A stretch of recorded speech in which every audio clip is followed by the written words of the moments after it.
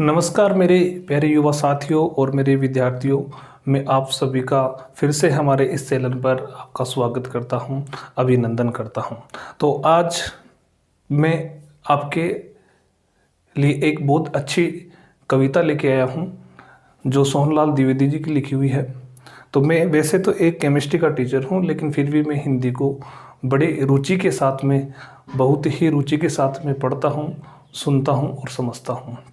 तो इसी वजह से मैं आज आपके सामने एक बहुत ही अच्छी मोटिवेशनल कविता को आपके सामने में लेके आ रहा हूँ। ये जो कविता है ये मेरे हिसाब से हर क्षेत्र के लोगों के लिए कारगर होती है। और चाहे किसी भी क्षेत्र का व्यक्ति हो, चाहे वो एजुकेशन का हो, चाहे वो अदर प्राइवेट क्षेत्र का हो, चाहे वो गवर्नमेंट क्षेत्र का हो, किसी भी क्षेत्र का एक व्यक्ति हो उसके लिए कारगर होती है। और सबसे बड़ी चीज़ ये उन व्यक्तियों के लिए बहुत ही उपयोगी होती है, बहुत ही जोश बढ़ने वाली, बहुत ही उत्साह बढ़ाने वाली, बहुत ही विश्वास पैदा करने वाली एक मोटिवेशन कविता होती है। जो किसी क्षेत्र में जाते हैं या उन किसी क्षेत्र में वो एक नई शुरुआत करते हैं और नई शुरुआत में ही उनके सामने बहुत सारी विपदाएं आ जाती है, बहुत बड़ी आपदाएं आ जाती है, तो उनसे वो लड़ सके, इस प्रकार का विश्वास ये कविता हमें देती है। तो देखो कविता की मैं पंक्तियां चालू कर रहा हूँ, ध्यान से सुनिएगा। जो कविता का टाइटल है वो है कोशिश करने वालों की कभी हार नहीं होती। ये आपने बहुत बार सुना होगा, मेरे हिसाब से ये कविता भी आपने बहुत बार सुनी होगी, लेकिन फिर से आप इसको ध्यान से सुनिएगा।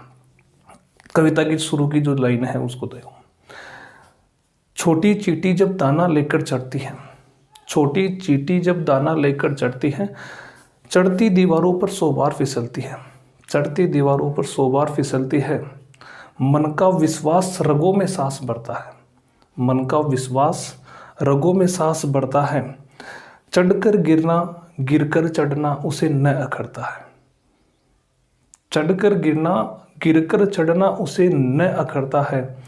मेहनत उसकी बेकार हर बार नहीं होती है, मेहनत उसकी हर बार बेकार नहीं होती है। और कोशिश करने वालों की कभी हार नहीं होती है, कोशिश करने वालों की कभी हार नहीं होती है। तो देखो इन पंक्तियों में बहुत अच्छी बात बताई गई है कि एक छोटी सी चींटी अपने से बड़े आकार का दाना लेकर दीवार पर चढ़ती है, बार बार गिरती है, बार बार गिरती है, लेकिन फिर भी उसका जो विश्वास है उसी असफलता से क्या होता है, बढ़ता है, और वो प्रयास करती रहती है और एक दिन अपने लक्ष्य तक पहुंच जाती है।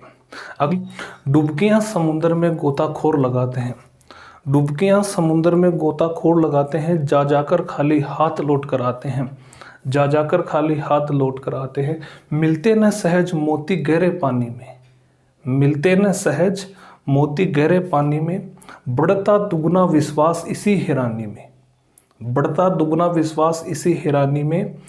मुट्ठी उनकी हर बार खाली नहीं होती है, मुट्ठी उनकी हर बार खाली नहीं होती है। कोशिश करने वालों की कभी हार नहीं होती है, कोशिश करने वालों की कभी हार नहीं होती है। तो कितनी अच्छी बातें बताई गई कि जो गोताखोर होते हैं वो समुद्र में जाते हैं हीरे मोती ढूंढने के लिए, लेकिन कई बार उनको खाली लौटना पड़ता है, कई बार वो खाली लौट के आते हैं, लेकिन फिर भी वो अपने काम को नहीं छोड़ते हैं और फिर से जाते हैं, और फिर जितना पहले जाके गए थे उससे ज़्यादा गहराई में वो जाते हैं, और एक दिन उनको वो हीरे मोती मिल जाते हैं, यानी वो अपने हाथ में हीरे मोती लेकर बाहर आते हैं, अपने लक्ष्य को प्राप्त कर लेते हैं।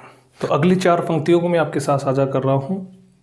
असफलता एक चुनौती है, स्वीकार कीजिए, असफलता एक चुनौती है, स्वीकार कीजिए।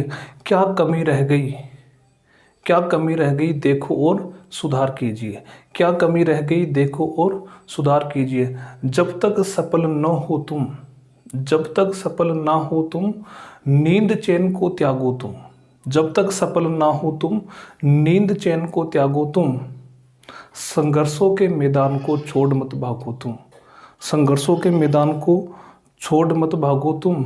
कुछ किए बगैर ही, कुछ किए बगैर ही जय जयकार नहीं होती है, कुछ किए बगैर ही जय जयकार नहीं होती है। और कोशिश करने वालों की कभी हार नहीं होती है। तो इन पंक्तियों में बहुत ही अच्छी बातें बताई गई है कि असफल होना एक बुरी बात नहीं है। आप यदि किसी चीज़ को चालू कर रहे हो, किसी काम को आप चालू कर रहे हो, असफल हो जाते हो, तो उसमें आपको उदास होने की आवश्यकता नहीं है। आप ये देखो कि आपने कहाँ गलती की, आप में कहाँ कमी रह गई, उस कमी को सुधारो और फिर से आप उस काम की शुरुआत करो। और जब तक आप कुछ करोगे नहीं तब तक आपकी जय जयकार नहीं हो सकती, जब तक दुनिया आपको नहीं पहचानेगी, एक नई पहचान आपकी नहीं बनेगी। तो कुछ किए बगैर भी जय जयकार नहीं होती है। और यदि आप कोशिश करते रहोगे करते रहोगे करते रहोगे करते रहोगे तो आप अपने लक्ष्य तक अवश्य ही पहुँच जाओगे। ये सोहनलाल द्विवेदी जी की लिखी हुई कविता है, जो ये मान के चलो कि हर प्रकार के इंसान में एक नया जोश भर देती है, नई ताकत भर देती है, नया उत्साह भर देती है, उसमें एक धैर्य पैदा कर देती है, साहस पैदा कर देती है, मेहनत करने के लिए उसको तैयार कर देती है। और मैं फिर से आप सभी को एक संदेश और देना चाहता हूँ कि जो ये कठिन समय है ये सभी के लिए है, आप अकेले के लिए नहीं है, सभी के लिए ये कठिन समय है।